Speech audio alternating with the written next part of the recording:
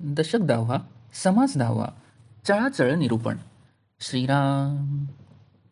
गगनासारिखे ब्रह्मपोकळ, उदंड उंच अंतराळ, निर्गुण निर्मळ निश्चळ, सदोदित श्रीराम.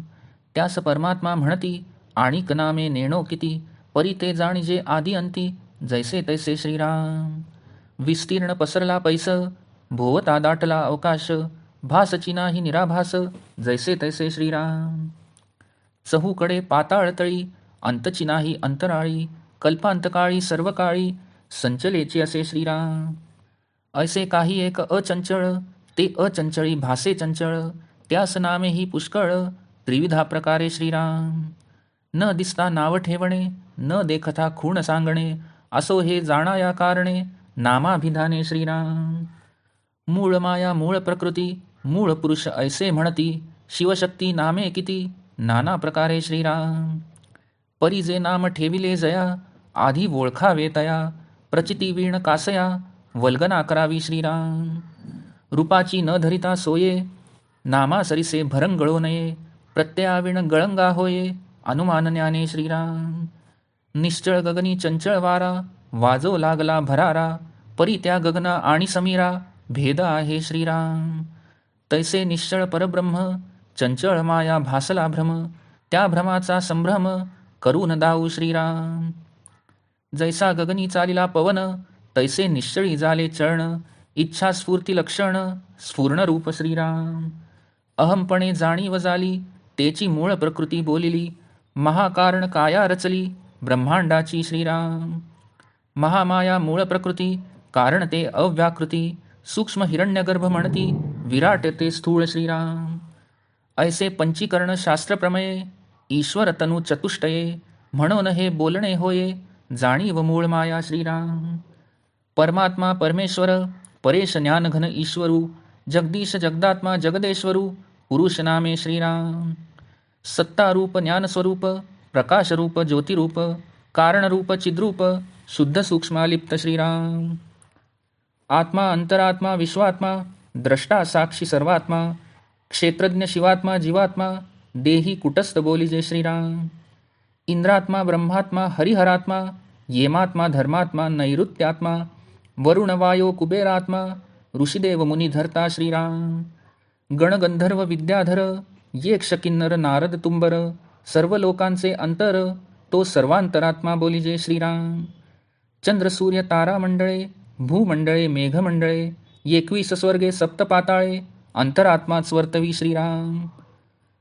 गुप्तवल्ली पाल्हाळली, तिची पुरुष नामे घेतली, आता स्त्री नामे ऐकिली, पाहिजे श्रोती श्रीराम. मूळ माया जगदेश्वरी, परमविद्या परमेश्वरी, विश्ववंद्या विश्वेश्वरी, त्रैलोक्य जननी श्रीराम. अंतरहेतू अंतरकळा, मौन्य गर्भ जाणीव कळा, चपळ जगज्योती जीवन कळा, परापश्यंती मध्यमा श्रीराम. युक्तिबुद्धी मती धारणा, सावधानता नाना चालना, भूत भविष्य वर्तमाना, उकलून दावी श्रीराम. जागृती स्वप्न सुषुप्ती जाणे, तुर्या ताटस्था अवस्था जाणे, सुख दुःख सकळ जाणे, माना अपमान श्रीराम. ते परम कठीण कृपाळू, ते परम कोमळ स्नेहाळू, ते परम क्रोधी लोभाळू, मर्यादे वेगळी श्रीराम. शांती क्षमा विरक्ती भक्ती, अध्यात्म विद्या सायोज्य मुक्ती, विचारणा सहज स्थिती, जये चेनी श्रीराम.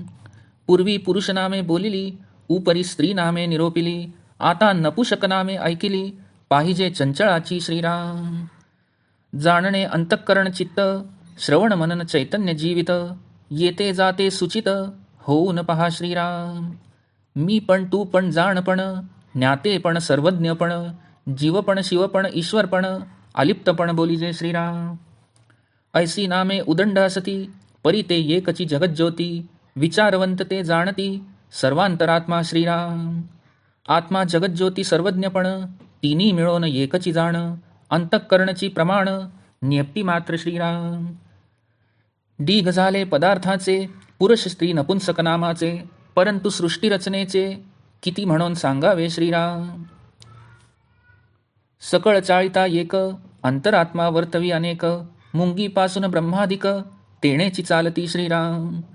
तो अंतरात्मा आहे कैसा, प्रस्तुत ओळखावा आमासा, नाना प्रकारींचा तमासा येथेच आहे श्रीराम. तो कळतो परी दिसेना, प्रचित येते परी भासेना, शरीरी असे परी वसेना, येके ठाई श्रीराम. तीक्ष्णपणे गगनी भरे, सरोवर देखताच पसरे, पदार्थ लक्षून उरे, चहूनकडे श्रीराम.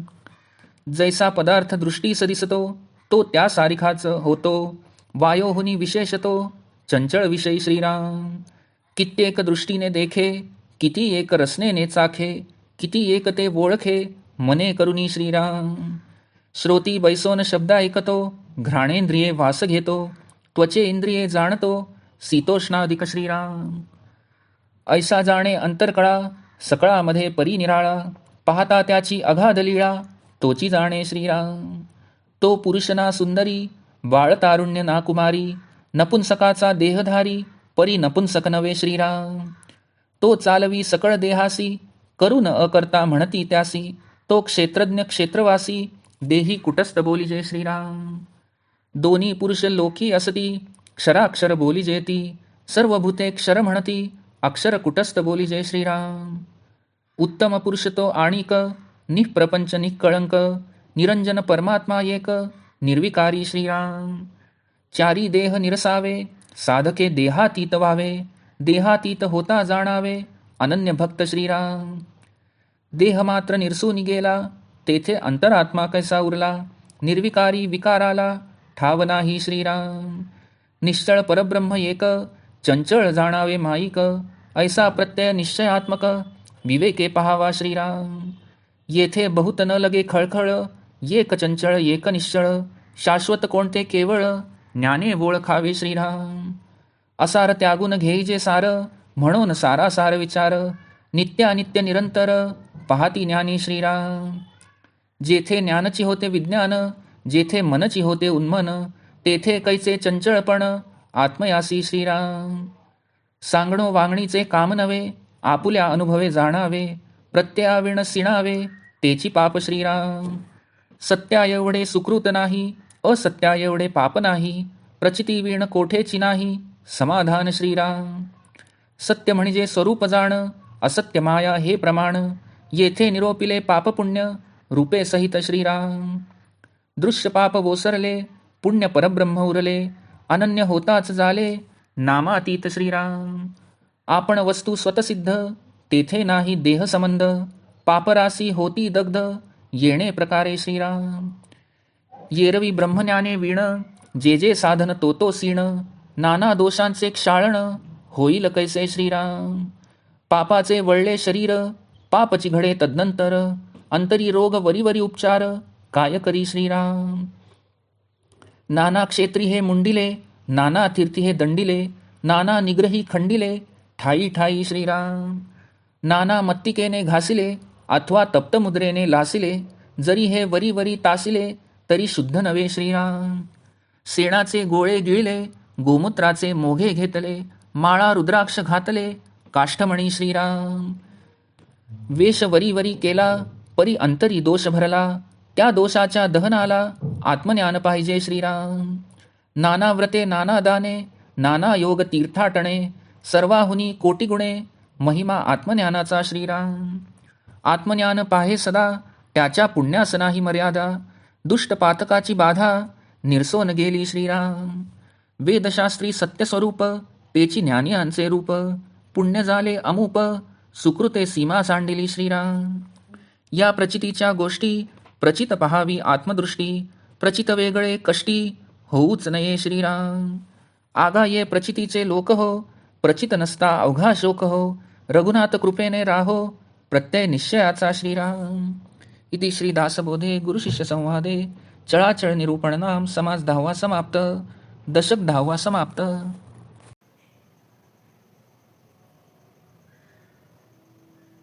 दशक 10वा समास 10वा चळाचळ निरूपण. श्रीराम. श्री समर्थ म्हणतात की ब्रह्म हे आकाशासारखे पोकळ, अमर्याद उंच असे अंतराळ असून ते सदोदित निर्गुण, निर्मळ आणि निश्चल आहे. त्यालाच परमात्मा असे म्हणतात. आणखी त्याला किती नावे आहेत ते कसे जाणणार, पण तरी ते परब्रह्म आदी अंती जसेच्या तसे आहे हे जाणून घ्यावे. खूप मोठी विस्तीर्ण जागा आहे, तिच्या सर्व बाजूस अवकाश दाटलेले आहे अशी कल्पना केली तर तसा भास कदाचित होऊ शकेल. पण परब्रह्म हे निराभास असून ते सदैव जसेच्या तसेच असते. ते ब्रह्म चहूकडे, पाताळाच्याही खाली, अंतराळाच्या वर असे अनंत सदा सर्वकाळी आहे. एवढेच नव्हे तर कल्पांतकाळीही सर्वत्र घनदाट कोंदटलेले असते. अशा त्या एकल्या एक अचंचल परब्रह्माच्या ठिकाणी काही चंचळ असल्याचा भास निर्माण झाला. त्यालाही अनेक प्रकारे बरीच नामे ठेवली गेली.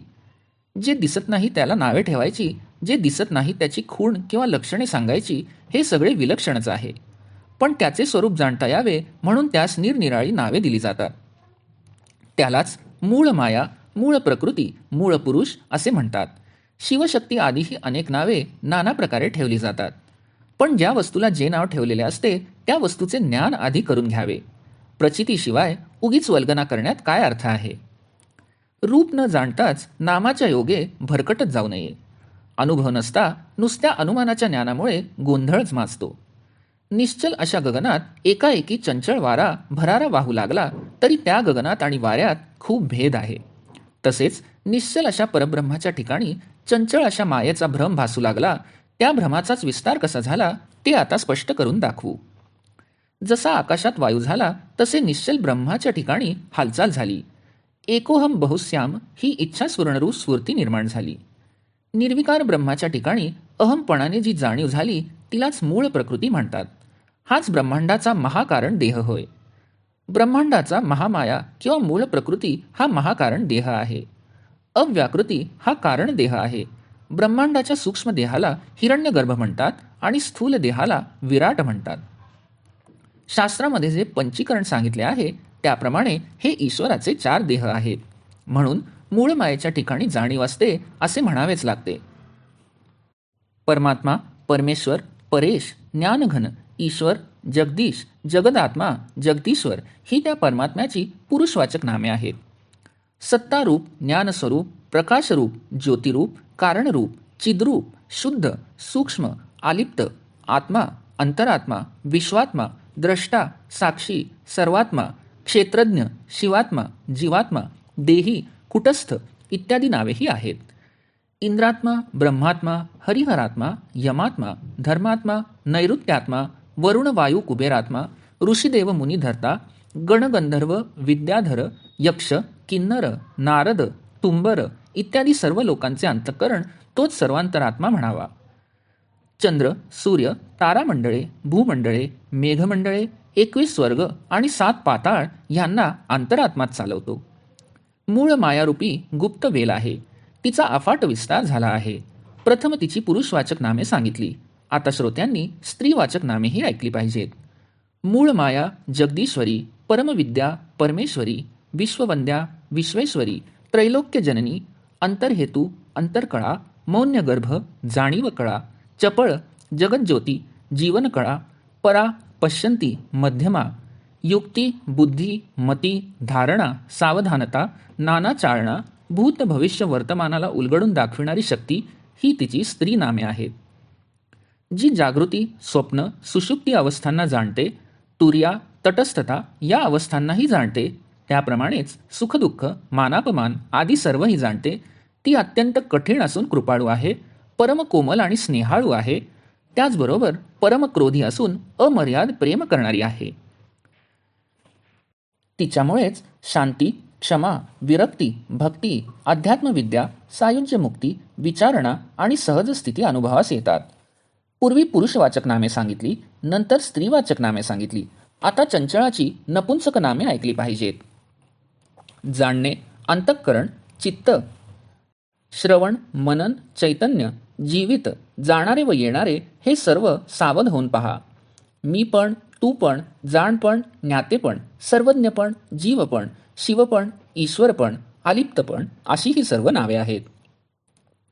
याप्रमाणे असंख्य नावे आहेत, पण ती एकाच जगज्योतीची आहेत. विचारवंत असतात ते जाणतात की जगज्योती म्हणजेच सर्वांतरात्मा होय. आत्मा, जगज्योती, सर्वज्ञपण तिन्ही मिळून एकच आहेत. शुद्ध जाणीव स्वरूप अंतःकरण हेच यास प्रमाण आहे. पुरुषवाचक, स्त्रीवाचक आणि नपुंसकवाचक पदार्थांचे ढीकच्या ढीक झाले आहेत. आणखी या सृष्टीतील कितीतरी नावे सांगता येतील, पण सगळे सांगणे कसे शक्य आहे.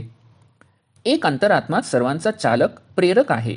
मुंगीपासून ब्रह्मादिकापर्यंत सर्वांना त्याचेपासूनच प्रेरणा मिळते.